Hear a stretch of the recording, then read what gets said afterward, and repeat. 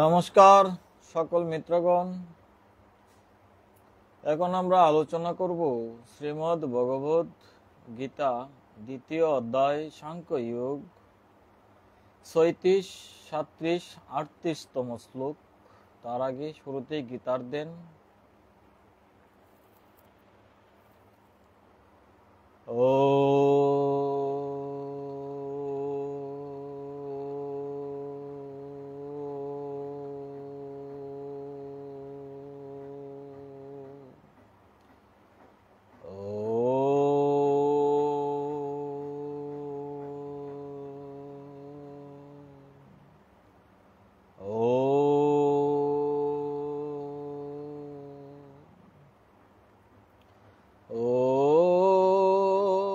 ব্রহ্মানন্দ পরম সুখদ কেবল জ্ঞানমূর্তি দ্বন্দ্বাতীত নিগমন সদৃশ তত্ত্বমসোদিলক্ষম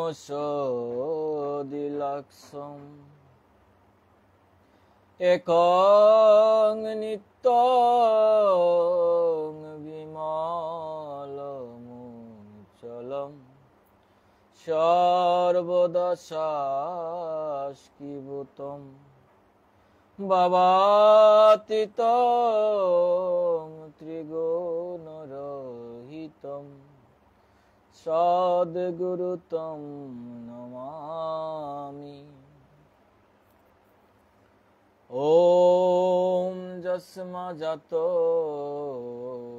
জগৎ সর্বং যস্মিন্নেব বিলীয়তে এনেদম দার্যতে চৈব তস্मै শ্রী গুরবে নমঃ। ওম শ্রী গুরবে নমঃ। ওম শ্রী গুরবে নমঃ। ওম শ্রী গুরবে নমঃ। ওম হরি ওম। ওম হরি ওম। ওম হরি ওম।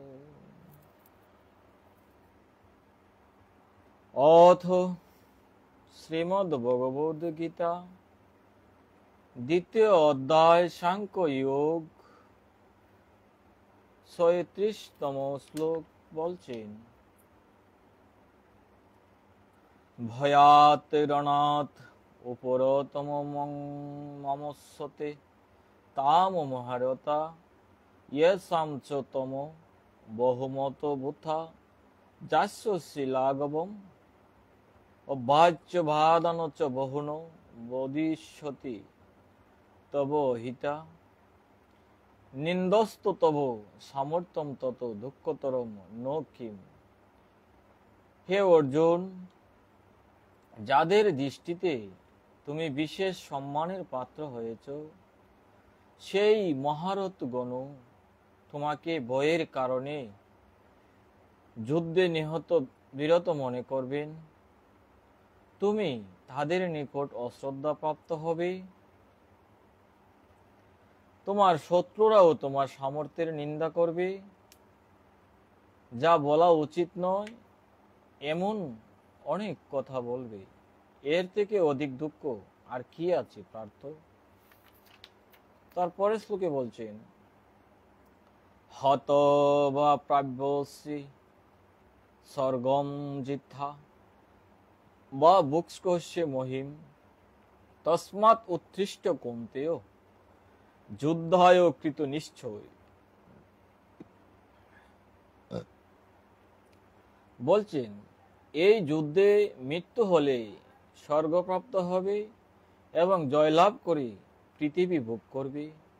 সেজন্য হে কুন্তেয়, যুদ্ধের জন্য কৃত নিশ্চয় হয়ে ওঠো, গান্ডীব ধারণ করো, যুদ্ধ করো। 33 থেকে 37তম শ্লোকে প্রথমে যুদ্ধ কথার ফল বলা হয়েছিল, এখন যুদ্ধ না করার ফল বলা হয়েছে। যুদ্ধ করলে সুখ ও যশ এবং যুদ্ধ না করলে অশ্রদ্ধা ও নিন্দা প্রাপ্তি হবে। অর্থাৎ অর্জুনকে বলছেন যুদ্ধ করলে যশ ও সুখ দুই লাভ হবে, আর যুদ্ধ না করলে অশ্রদ্ধা ও নিন্দার পাত্র হবে। অথচ সব রকম ফল কামনা পরিত্যাগ করে কর্মের অনুষ্ঠান করাই গীতার কর্মযোগের প্রথম শিক্ষা। তাহলে এখানে অর্জুনকে স্বর্গলাভ বা পৃথিবী ভোগের লালসা দেখিয়ে যুদ্ধ করার বলা হলো কেন? আবার পরের শ্লোকে বলা হয়েছে সুখে দুঃখে সমীকৃতা লাভা লাভু জয়া জয় তত যুদ্ধায় যুদ্ধস্য নৈবম পাপম অবাপসসি। তাহলে এখানে কি গীতার শিষ্কার বিরোধ হচ্ছে না? কোন আধুনিক ব্যাখ্যাকারের মত এই যে শ্লোকটি প্রকৃত গীতার শ্লোক নয়। তবে এই আশঙ্কা সত্য নয়। কেন? বস্তুত ভগবান এখানে অর্জুনের ভাবনা অনুসারী উত্তর প্রদান করেছেন। প্রথম অধ্যায়ে 41 থেকে 42তম শ্লোকে অর্জুনের কুলনাশ, পিণ্ডোদ্ধ কর্ম, বর্ণসংকর, জাতি ধর্ম বিনষ্ট, নরকবাস ইত্যাদি প্রচলিত বিষয় নিয়ে বিচলিত ছিলেন। তাই অর্জুনের মনের ভাব অনুসারে ভগবান এখানে যুদ্ধের ফল সম্পর্কে স্বর্গপ্রাপ্তি বা পৃথিবী ভোগের বিষয়ে অবগত করলেন। অর্থাৎ অর্জুন, তুমি যদি তোমার ক্ষত্রিয় ধর্মে সন্তুষ্ট না হও, যদি মনে করো যে এই ধর্ম তোমাকে পাপ ও দুঃখের দিকে নিয়ে যাচ্ছে, তাহলেও তোমার প্রতি আমার উপদেশ এই যে তুমি নিচে পতিত হও না, উপরের দিকে উঠো। এইটুকু বলে ভগবান পুনরায় গীতার মূল তত্ত্বটি দিয়ে বললেন, সুখ কিংবা দুঃখ, লাভ কিংবা ক্ষতি, জয় কিংবা পরাজয় সমান মনে করে তারপর যুদ্ধ করতে প্রস্তুত হও। ক্ষত্রিয়ের স্বধর্ম যুদ্ধ করা, এই জ্ঞানে যুদ্ধ করলে পাপ প্রাপ্ত করবে না।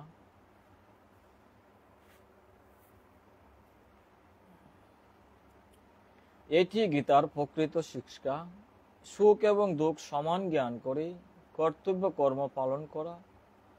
পূর্বের শ্লোকে যে ফল লাভের কথা বলা হয়েছে, মৃত্যু হলে স্বর্গলাভ হবে অথবা জয়লাভ করে পৃথিবী ভোগ করবে, এগুলি সাধারণ জীবনের উপযোগী কথা, যা অর্জুনের মনোভাব অনুসারে কথিত বা ভগবান বলছেন। কিন্তু যারা আত্মজীবন লাভ করতে চায় তাদের জন্য প্রথমেই প্রয়োজন এই সমতা। অর্জুনকে তার মনোভাব অনুসারে বুঝিয়ে ভগবান এই সমতার দিকে তার দৃষ্টি ফেরাইতে চাইলেন।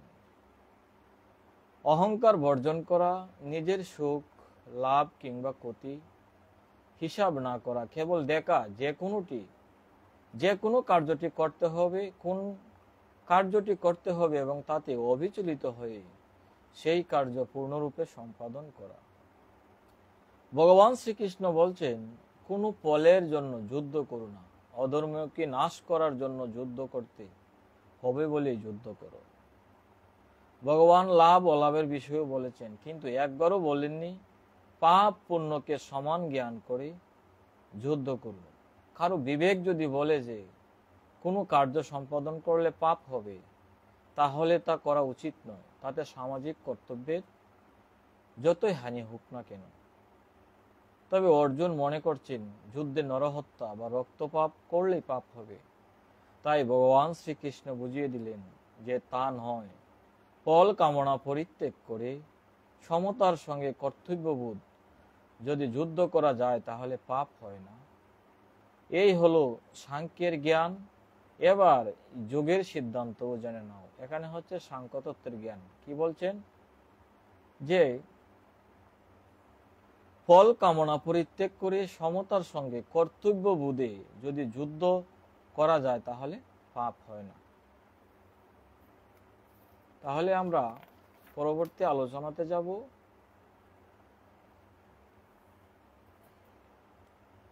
যোগের সিদ্ধান্ত। এতক্ষণ ভগবান বলছেন সাংখ্যর সিদ্ধান্ত, এখন বলবেন যোগের সিদ্ধান্ত। 39তম শ্লোক, দ্বিতীয় অধ্যায়।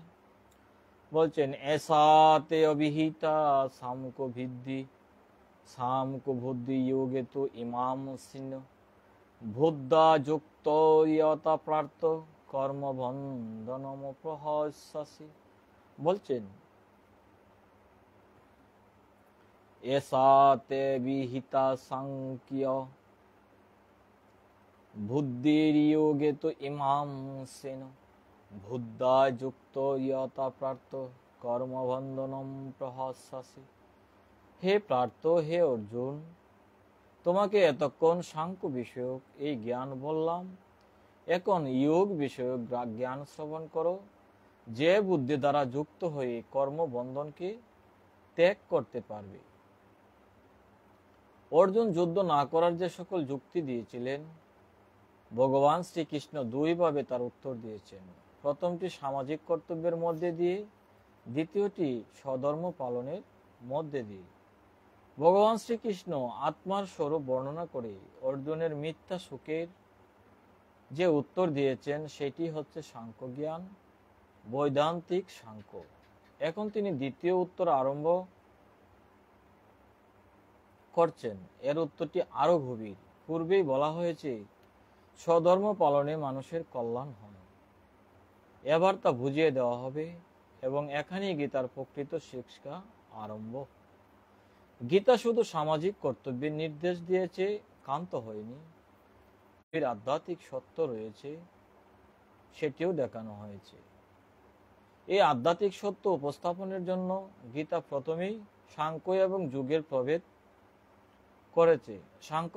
সাংখ্য অর্থ সম্যক জ্ঞান, তাতে প্রকাশমান আত্মতত্ত্বই সাংখ্য। এখানে সাংখ্য শব্দে মহর্ষি কপিল প্রণীত সাংখ্য দর্শন বোঝায় না। যোগ বললে সাধারণত ব্যাসন প্রাণায়ামাদি, পাতঞ্জলের যোগ দর্শনোক্ত অষ্টাঙ্গ যোগ বা সমাধি যোগ বোঝায়, কিন্তু এখানে যোগ শব্দ এ অর্থে ব্যবহৃত হয়নি। গীতার যোগ কতগুলো বাধা ধরা প্রক্রিয়া বা পদ্ধতির মধ্যে সীমাবদ্ধ নয়। গীতা অষ্টাঙ্গ যোগের পদ্ধতি গ্রহণ করেছে বটে, কিন্তু এই সবই গীতার যুগের একটা সহায় হতে পারে মাত্র। সমস্ত জীবনকে জুড়েই গীতার যুগ। এর মধ্যে নানা ভাব, নানা প্রণালীর অপূর্ব সমন্বয় হয়েছে। তবে সাংখ্য যুগের তা মূল সত্য। গীতা উপনিষদ থেকে তা গ্রহণ করে নিজের শিক্ষার অন্তর্গত করেছে। গীতা দেখিয়েছে যে সাংখ্য যুগে কোনো বিরোধ নেই।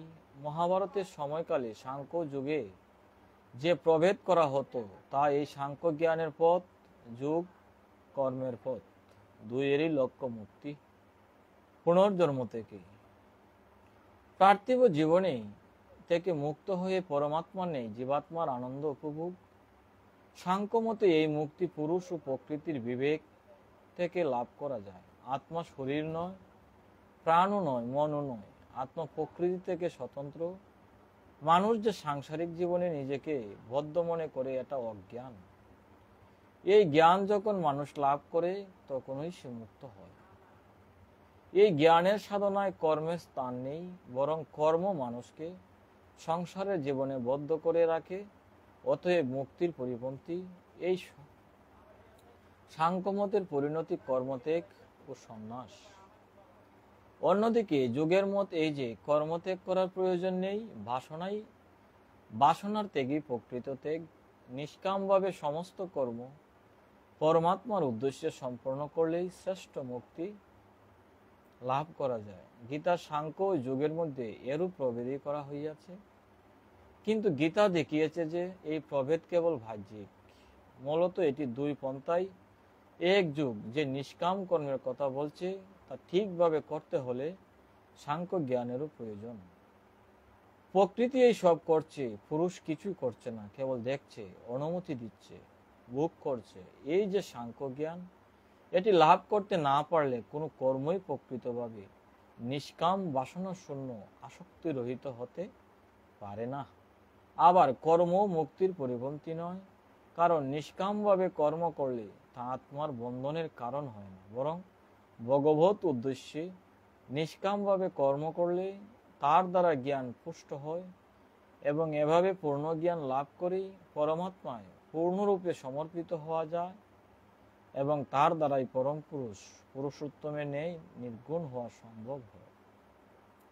এভাবে গীতা বেদান্তের ভিত্তিতে সাংখ্য যোগের সমন্বয় করেছে, জ্ঞান কর্ম ভক্তির সমন্বয় করেছে।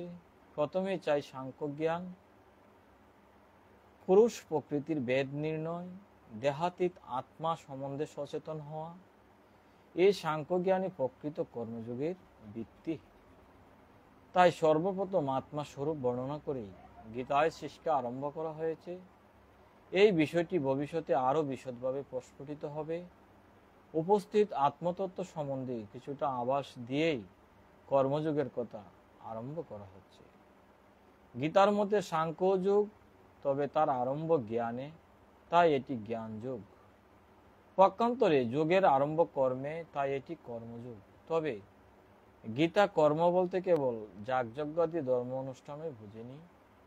আমাদের ভিতরে বা বাইরে যা কিছু কর্ম চলছে সে সব নিঃস্বার্থভাবে পরমাত্মার উদ্দেশ্যে উৎসর্গ করাই হচ্ছে কর্মযোগের মূল রহস্য। কেউ জ্ঞানের পথ ধরে পরমাত্মার দিকে অগ্রসর হয়, কেউ কর্মের পথ ধরে অগ্রসর হয়। শেষ পর্যন্ত সব পথই এক হয়ে পরমাত্মাকে দর্শন করায়। সাংখ্যের ভাব কিরূপ তা পূর্বে নির্দেশ করা হয়েছে। কর্মযোগে বুদ্ধি কিরূপ এখন তা বলা হচ্ছে। এই বুদ্ধির উপর প্রতিষ্ঠিত হয়েই জন্ম জন্মান্তরের কৃত শুভাশুভ কর্মাদির সঞ্চিত সংস্কার কর্মবন্ধনকে ত্যাগ করা সম্ভব হবে। তাই ভগবান কর্মযোগের প্রস্তাবনা করে এবার গোপন রহস্য জানাচ্ছেন। তো আজকে আর আলোচনা দীর্ঘায়িত করব না, আগামী দিন আগামী পর্বে বাকি বিষয়গুলো আলোচনা হবে। আপনারা ঠিক এ সময়ে থাকবেন।